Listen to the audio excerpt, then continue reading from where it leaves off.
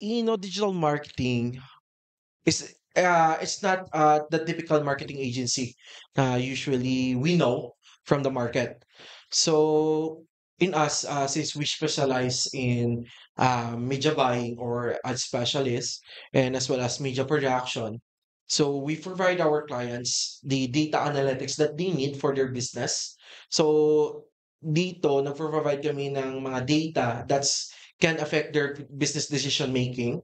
We also leverage AI when generating or compiling this data. In cases, usually we use data for example, one is in cases that we have clients.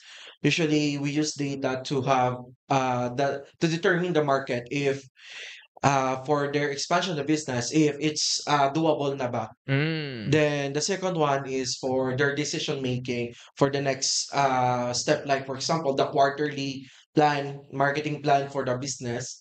So that's where it comes in as well.